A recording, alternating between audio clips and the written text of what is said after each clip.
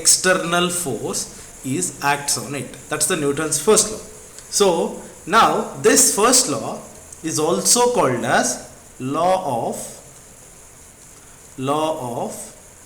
inertia. This first law is also called as law of inertia.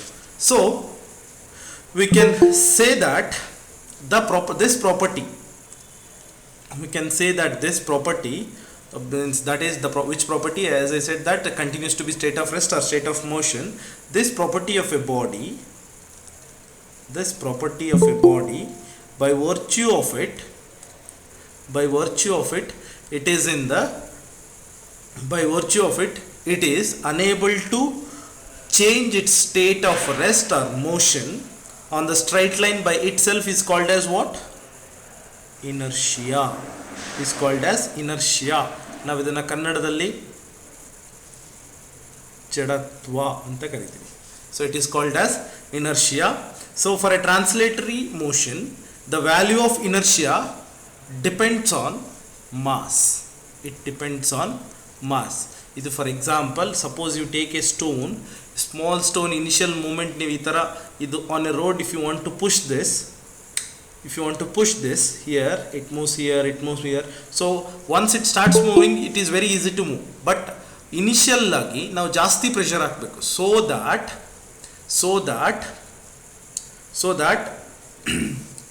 that initial ಆಗಿ ಜಾಸ್ತಿ ಹಾಕಿದ್ರೆ you can see that, so initial movement ಗೆ you need to apply more force so that it displaces its position. Suppose you consider this is x is equal to 0 and it is x is equal to 1 centimeter and x is equal to 2 centimeter. X is equal to 0 ಇಂದ 1 centimeter ಗೆ ನಾನು move ಮಾಡಬೇಕು ಅಂತ ಹೇಳಿದ್ರೆ initially I have to apply some force. The position, it is displacement from x is equal to 0 to 1, it takes the change is not accepted immediately. That's what I said. So that this property, so as I said that everybody in this universe continues to be state of rest or state of motion until and unless an external force acts on it. External force hakidaga its position, displacement of its position, initially the object doesn't agree, but the more force, once you apply a more force, it displaces from its position. So that's the inertia property. So the property of inertia in a translatory motion, that is in a linear motion, this inertia depends on mass of an object. So you know mass is nothing but amount of a substance. Okay, the greater, so since it depends on mass, I can just say that the greater the mass, greater is the inertia. Greater the mass, greater is the inertia. Okay, so now we have to talk about something called moment of inertia. So moment of inertia andre ಏನು? Okay, so now to define moment of inertia, you should know kinetic energy of rotation.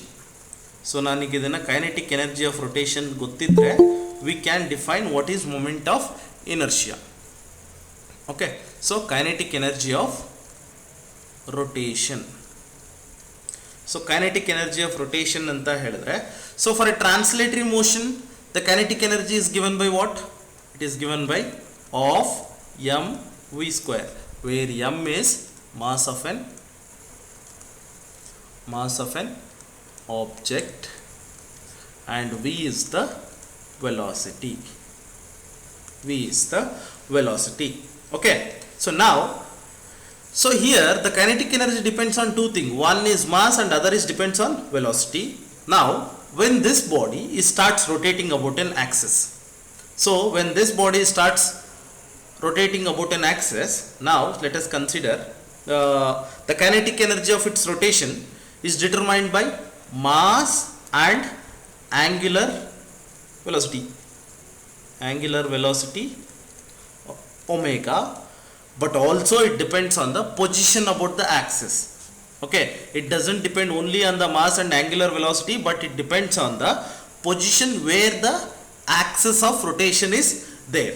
Okay, so now for that to understand, let us consider if a body rotates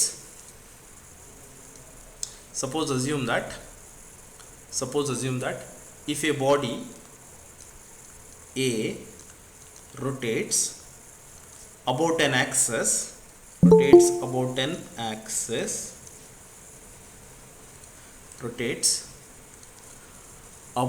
an axis, I can call this as xy axis. Suppose this is an x, now I can call this as y with an angular velocity omega. So we know that all the rigid bodies are fixed. We have studied that in the previous chapter. So now all the particles here, because it is rotating, all the particles are at fixed position. So all the particles will have same omega, which means that same angular velocity.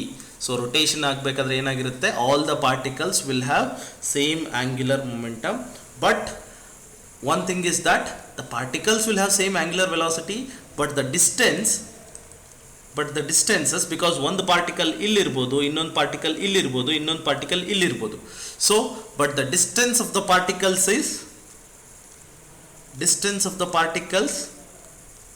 is not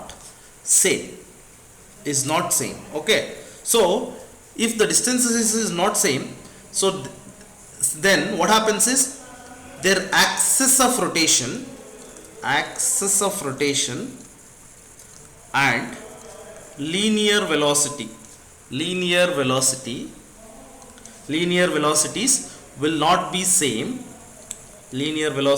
will not be same.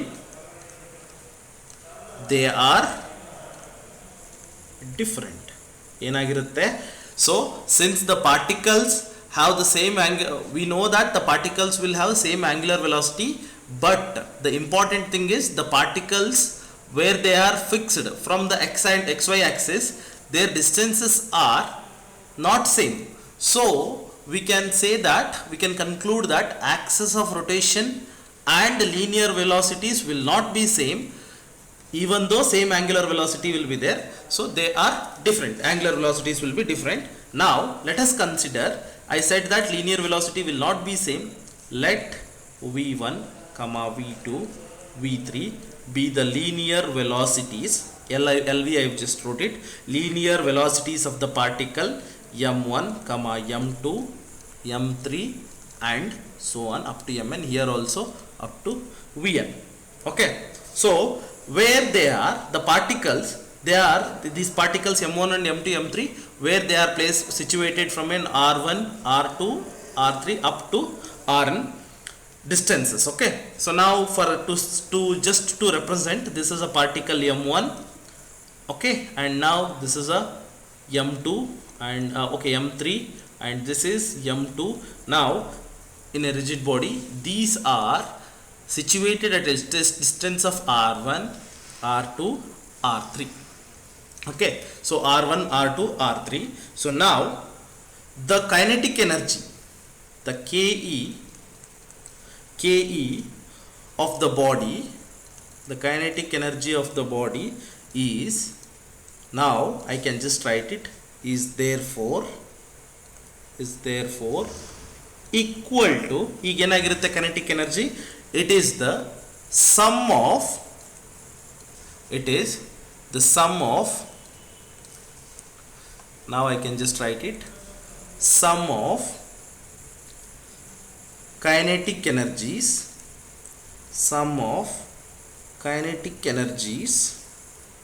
of the various particles,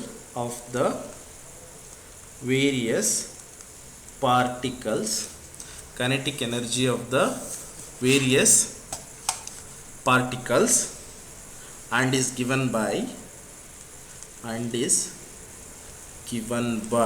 now I can just write it as, okay, so now I can just write it as this one, one second,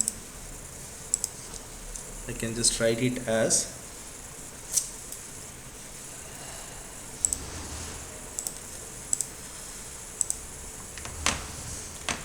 okay, so that is, and is given by, now total ke is equal to total